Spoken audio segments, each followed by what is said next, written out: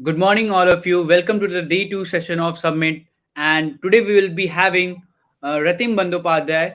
He is a web development engineer at Core Value Technologies and also a Stack Freelance Developer. He will be sharing some of the insights over the code smell theories. And Ritam is actually contributing to the women in tech community in the diverse way. In this session, we will talk with him and figure it out the future of inclusive space that we can create for the women in tech. Hello everyone, my name is Ritam Bandyopadhyay and I'm delighted to be here. Thank you Aashirwad for this delightful entry. So Great, let me great. know Very good morning. when yeah. Good morning to you Aashirwad. Fine. I would like to ask a small question. It's been morning 11 a.m. and how you are actually coming at morning 11 a.m. giving a session on Learn for Cause team. It's just about the company and it's just about Learn for Cause. I can dedicate my whole time to this. This is a great cause and WOCode, this summit is actually really close to me, to be honest. So yeah, Great. that's the Good to reason. hear that. So you'd be going with a small presentation. Uh-huh. Okay. Great. Good to go. You can share your screen and let the Yeah, viewers watch your screen and we can go forward with the same. yeah, sure. So just for the confirmation, let me know if my screen is visible. Is it visible? Yes, we are good to go. Okay, sure. Now, since I'm sharing my screen, I might not be able to see all the comments here and there. So I'll just depend on Aashirwad for that. So in case there is some query or something, Sure, sure, sure. I'll be you helping can you always throughout interrupt the me, session. right? So are we good to go? And shall we start? Yes, we are good to go. You can go. Yeah. So hello everyone. Again, my name is Ritam, and today I'll be talking about code smell. Okay. So let's get started. But before that, here's a nice little disclaimer for you guys, just in case. So peace. So let's first see what code smell is and what does Wikipedia says. So according to Wikipedia, in computer programming, a code smell is any characteristic in the source code of a program that possibly indicates a deeper problem. That's generic. That doesn't make a lot of sense. But the gist of it is, it's some problem that could actually indicate a deeper problem or something fundamentally wrong with your code. Okay. Uh, that's it. That's what Wikipedia says. But if I have to say it in simple terms, it's just bad coding. Not in terms of logic wise, because I'm sure all you guys and gals in here are very strong, good at DSA. You might be learning it, and you have mastered a programming language or and DSA, logic building, maths, all that. So I'm not talking about that. What I'm talking about is the art of writing code or the art of writing beautiful code, to be honest. Okay. Now let's see what it really is. And here's a little analogy for you. What mental health is to our Indian society, code smell is to the coding community. So, it's real. This problem is real. It's prevalent. A lot of people suffer with it or have to deal with the consequences of code smell.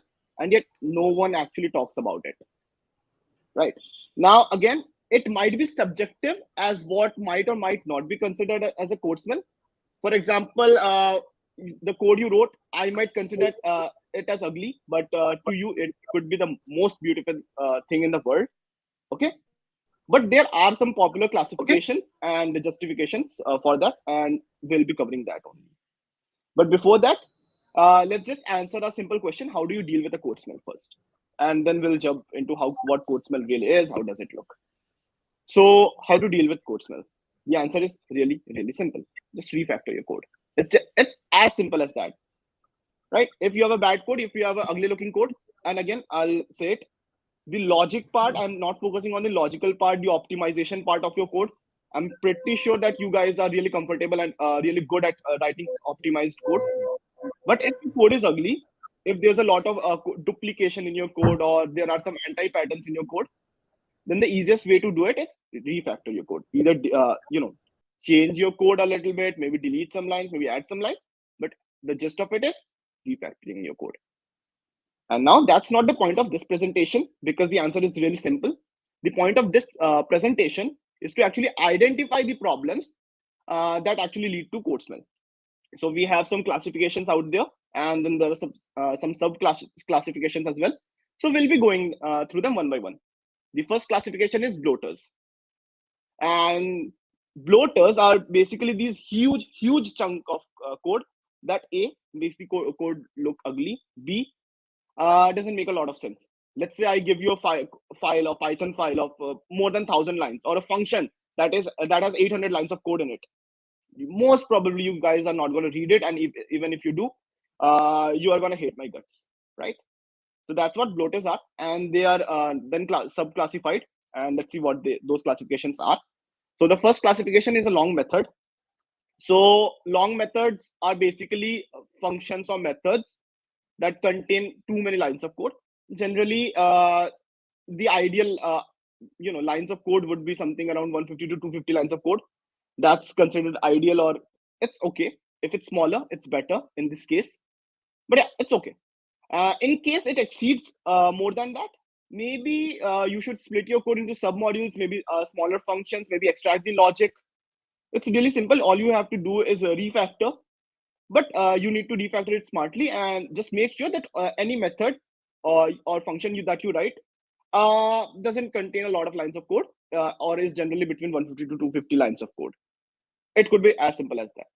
The next thing is primitive obsession, and a lot of developers, newbie developers, I would say, suffer with that. So what they do is, instead of using a custom class or a structure or maybe an enum, they always take in or use the primitive values. For example, let's say I have a function that calculates the number of days between two different dates. Okay. So an easy way would be take in date one, take in date two, do some calculation and return the output, or return the number of days. But what a primitive obsessed guy would do is, he could take day one, month one, year one for date one, day two, month two, year two for date two. Both of them, all of them would be integers. So total 6 parameters, and then he does some calculation. It's unnecessary. It looks bad, and it doesn't make a lot of sense if you directly see the code. So what you want to do is, instead of using all the primitive values like int, short, float, boolean, and all that, maybe just create your own custom classes or structures, and it's going to work just as fine. Then there's data clumps. So this problem was actually prevalent when people used to write PHP, because of that spaghetti code that they write, or it might be again some newbie habits, or amateur developers might follow it. What it basically means is, you have these variables that could have been reused, but instead you introduce it to different files. For example, if you have this nice website of you for you, and then there's this navbar, so you have to copy this navbar into multiple pages. What you could have done is, instead, maybe use a templating engine. But let's not dive into HTML right now. The general idea is, uh, if there are some group of variables or constants that you need in every single file, maybe just extract them and then import them instead of writing them again and again, right? Then there's large classes, something similar to long methods, but in this case, if your class is really huge, so it has a lot of properties, lot of methods, lot of constants, lot of static variables, and all that, again, just split it. So it would be just as simple to split it, like maybe create some subclasses, maybe create an interface out of it, and then inherit it. Anyway, you could refactor it. Again, the idea is that your classes should be small, and any file must not contain something around 150 to 250, or in this case, just because of import statements, it could go up to 300, but let's not go beyond that. Okay, smaller is better. And then there's the last problem, the long parameter list. This is something similar to primitive obsession, I would say, but not exactly. So let's say you create this nice little function, and what it does, it takes a lot of parameters, right?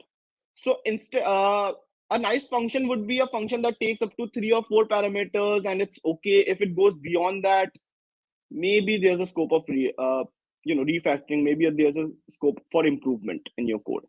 So what you would want to do is maybe create some objects out of it, like group some parameters together, and then just create an object out of it, maybe create an interface out of it. Just refactor your code such that the parameter list is not huge, because no one, and I swear to God, no one likes to see a function, a simple function that takes in 10 or 20 parameters, because it's that confusing, right? or maybe just add some default values. That could also work.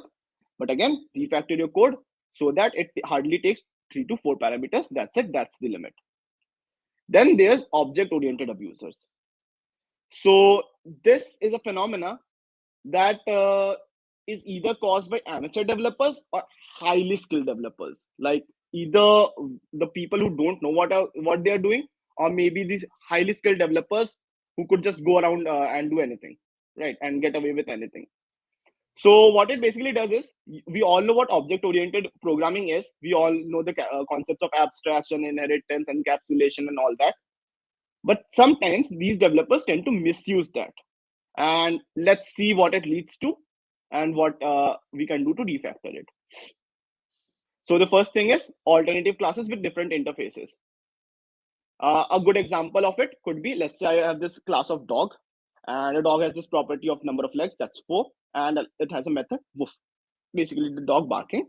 Then I have this class of cat that again also has number of legs as 4, a property, let's say an integer, number of legs 4. Then it has a method of meow, so that's how a cat speaks. And let's say I need another object for another animal, like maybe tiger. So again, tiger has number of legs 4, and it has a method roar. So you would see that these are different classes that fundamentally do the same thing, but just because the method that they are using for the animal sound, that could be woof, meow, roar, and all that, are different. They are totally separate classes. Like there's no relation between them, and that's a bad practice, to be honest. What you could have done is instead create an interface or a base class, let's say animal, and then animal has this property of number of legs that defaults to 4, and then this method of speak, and then inherit them, right? So that way you not only save yourself a lot of lines of code or a lot of logic, or it's better. And again, if you want to add something like let's say you want to add a new property of color, so you could just add it to the base class and then inherit it instead of writing it everywhere, right? So that's one anti-pattern. Then there's the refused bequest. It's a rare phenomena, but when it occurs, it's really mind-boggling. And what happens is, let's say for some reason you want a class of a chair, and then you see that okay, my animal class has these properties, number of legs, my chair also has number of legs 4. So yeah, that makes sense. My animal class now has a property of color, my chair is also black, like my office chair is black. So maybe my chair could inherit the animal class, right? And it could make sense to you because it has number of legs as 4, it has this color property.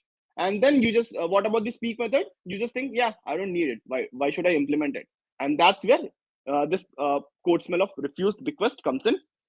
This basically is an unimplemented method or methods that either lead to some unexpected behavior, because when I call this method of speak to a chair, it could either introduce some unexpected behavior because a chair shouldn't be able to speak in the first place, or maybe lead to some exceptions, like it could throw some exceptions, right?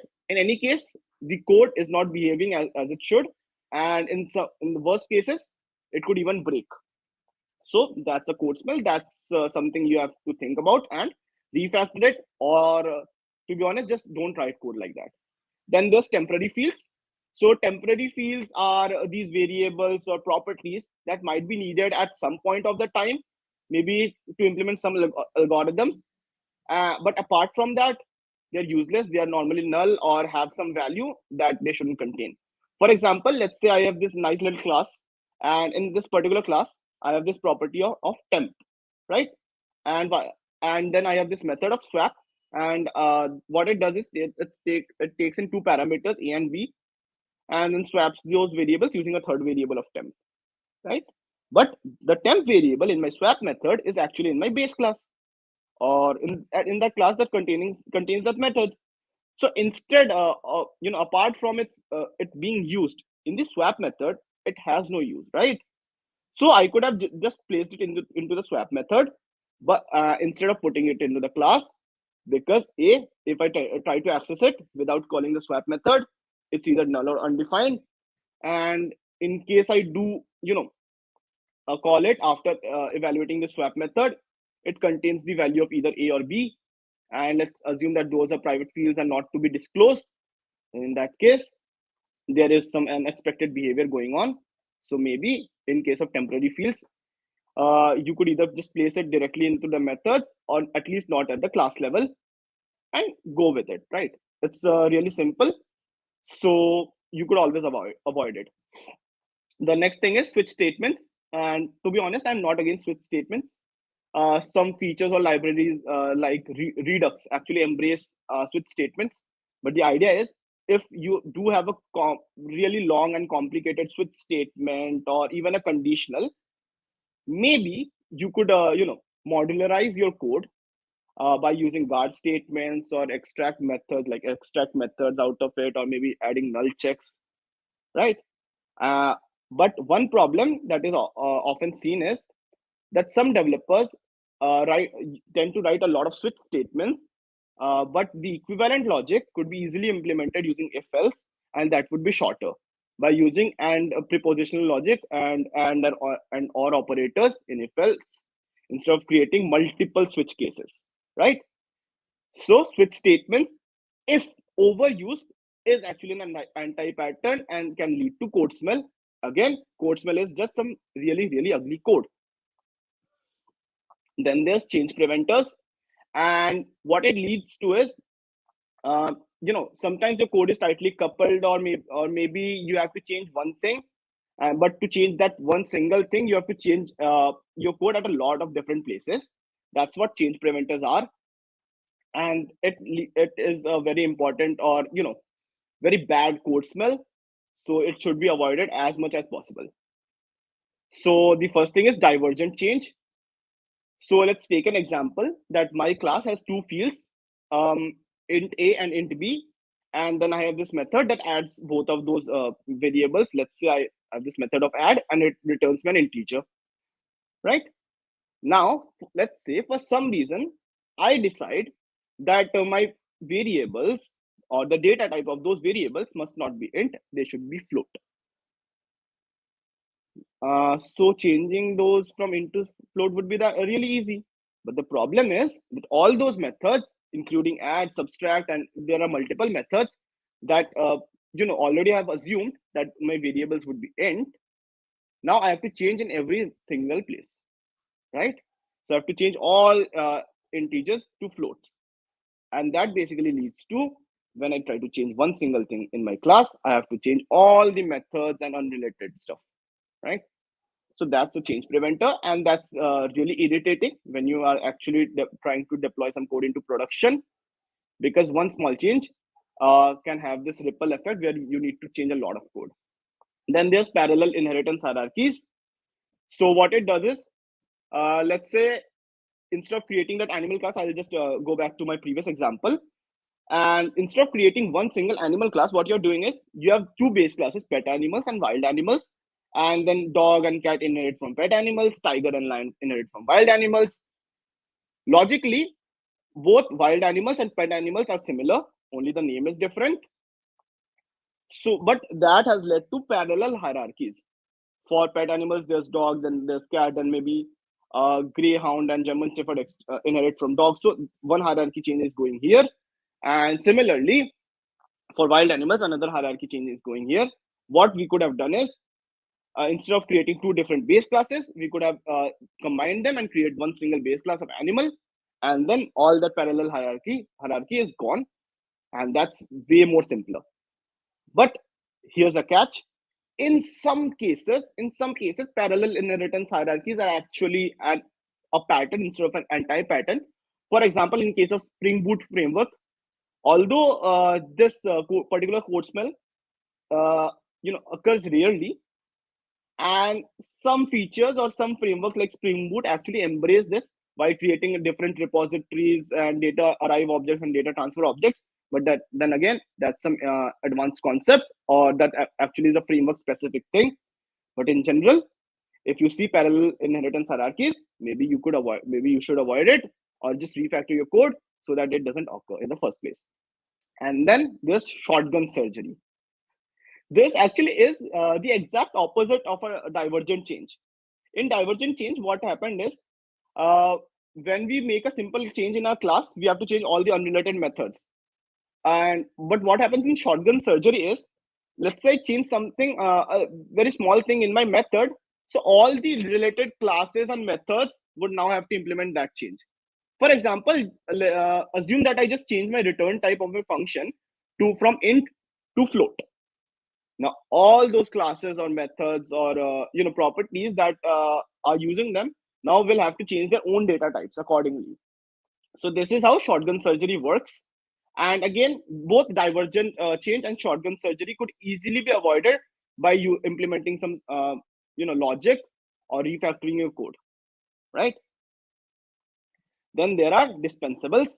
So dispensables are just these pointless code that you don't need in your code base. They are just taking up space and increasing the file size.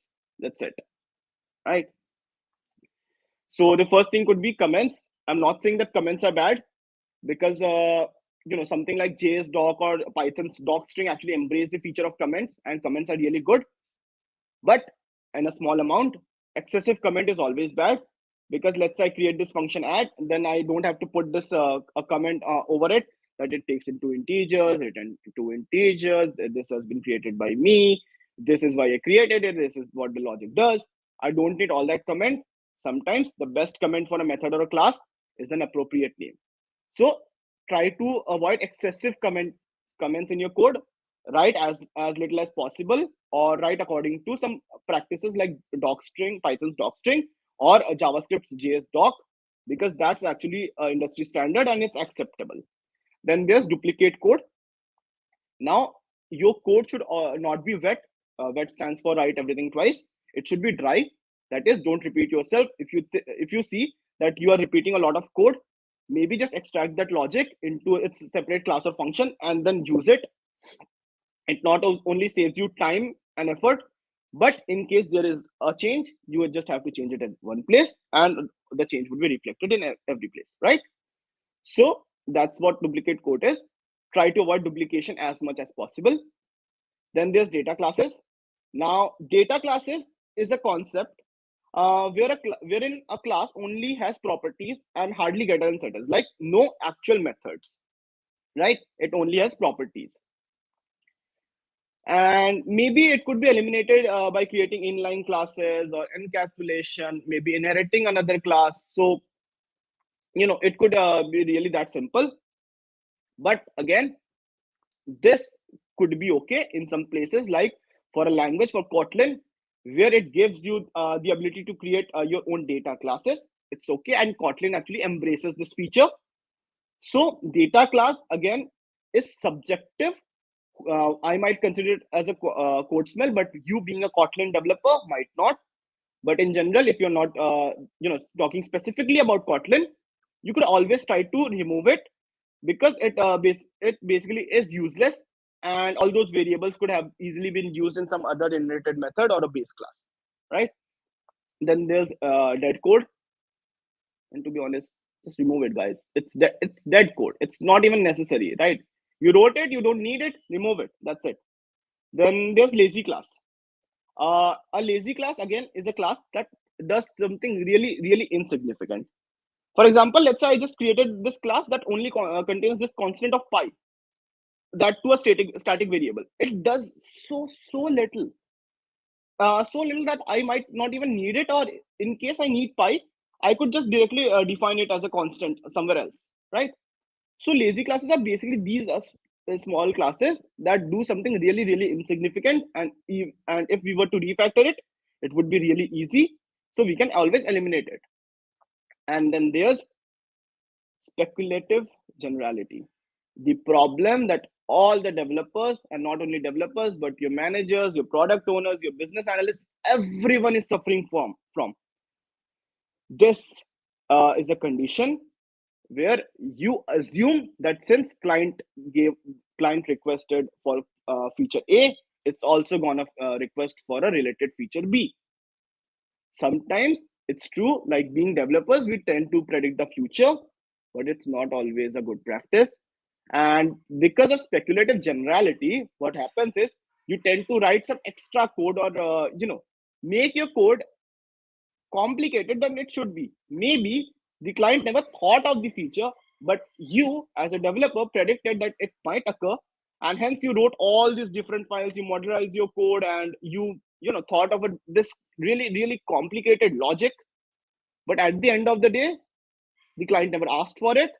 So maybe it's a good thing to not think that hard, uh, you know, and just do what the requirements are, and then maybe delete if you already have some speculated code, delete it, refactor it, and only rewrite it once the client actually asks for it or when the requirement is there, right? Because in case the requirements change, you would always get extra time for that. Don't speculate. Just work according to your requirements and be a smart developer. Now, there are couplers. So what couplers do is they basically tend to tightly couple two different modules. Tightly coupling means in case I have to change, let's say A and B are tightly coupled. So in case I want to make some changes in A, it is gonna affect B. Okay, that's what tightly coupling is, and that's what couplers do. The first coupler would be feature envy. Uh, and to be honest, both feature and envy and inappropriate intimacy could be easily seen in languages like C++ or C sharp, where they have this concept of composition in friend function and friend classes. But let's dive into that. So feature envy is when a method in your class actually deals with methods of different classes, right? So it doesn't actually do something with your class, but it actually modifies or takes in methods or properties from other classes. So the question is, in that case, should this even be in your class? Like if A doesn't need it, it does not do anything significant for A, but it does a lot of stuff for B. Maybe you should have just written this method or created this method in B only, and then A becomes leaner and B gets what it needs, right? Now, in case you might be wondering, how is it possible? Again, friend functions uh, is a major player in this case. Then there's inappropriate intimacy. What it does is, let's say I have class A and a class B.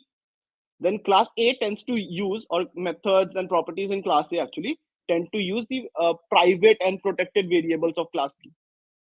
For those guys who are thinking, again, that it's not possible, something known as the composition that's present in C++ and C sharp actually lets you do it, because a friend function or friend class can easily access the private and protected variables of another friend class or friend function. Okay, but this also is an anti-pattern of both object-oriented programming, and it kind of tightly couples your code. So maybe, if possible, just avoid it. Then there's incomplete library classes or library functions, to be honest. And there's nothing you could do about it. If a library is bad, just find an alternative. There's nothing you could do about it. Then there's message chains. If your code tends to look like this here, when A calls B, and based on the what B returned, you call C, based on what C returned, you call D, and this chain goes on. This might look cool for an amateur developer. When a senior does that, it might look so cool, but it's not a good practice. And if possible, just create sub methods or sub functions, or maybe abstract out this behavior, because this might lead to some undefined or unexpected behaviors. Let's say any function in the chain returns something unknown, or returns something as null, so your chain breaks and your code breaks. So it's always better to have checks, null condition, null checks, and all that, and just try to break this chain into small and simple modules and functions. And the last thing is middleman. So let's have this class A or a function A. Function A calls function B. What function B does is calls function C and returns what function C returned, right? So it's basically a middleman wherein a class delegates its work to another class, and then just return, uses what the another class returned. So that's what the middleman is. If I want to talk to you, I could directly talk to you guys.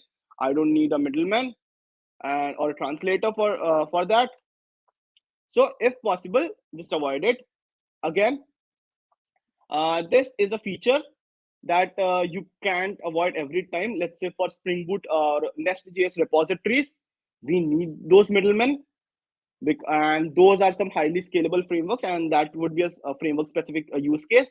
But in general, again, if you see yourself creating middlemen, then maybe you should refactor your code and think about it, so that you can eliminate this middleman and write a linear code, right? So just to recap what we have learned, uh, everything boils down to refactoring, right? And how do we refactor? Like, what are the methods that we have seen? The first idea that comes is extracting method classes and properties. Like if it's be it code repetition or a parallel hierarchy is going on, right? Just extract some logic or some properties into its own thing and either inherit it or call it. So extracting method class and properties. Then there's a deletion of unused or useless code, be it middlemen, be it comments, excessive comments, be it something else like dead code, remove it, right? And then there's this thing that I've been telling about using language specific features whenever possible. Let's say you are writing a code in Python. Instead of using a for loop that appends something to the list, maybe use list comprehension. Maybe you are a developer who is writing something in Kotlin. Maybe use the data classes because Kotlin embraces it. If you are in C++, then maybe try to avoid the friend function, but since it's there, you can use it. So there are some language specific features and stuff that's going on, and whenever possible, use the language specific features, because if I actually review your code, I would always want to see you using the language, right? Embracing the features of that language. So maybe try to do that as well. Now we have learned that we can refactor our code, but is there a way to prevent everything in the first place? Is there a way to write a good code from the starting? And the answer is yes. For that, there's some patterns known as design patterns and solid principle or solid patterns. So that basically helps you to write cleaner and better code from the beginning. Also, there's a concept of HLD, high level diagram, and LLD, low level diagram. And we create HLD and LLD before actually writing our code. So in case your HLD and LLD implementation is good, it has been reviewed by your peers, your managers, your seniors, then maybe some of these code smell would never actually occur in the first place, like changing data types. If you're already clear in your LLD that this is going to be my data type, then it is not going to be changed in the future, right? Now that said, we all know that code smell is a serious issue, but at the end of the day, sometimes it's actually okay to have a smelly code rather than trying to refactor it, because every line of code that you write or that you refactor costs time and efficiency, right? And let's say that this particular module, if it has to be refactored, would take a week or so.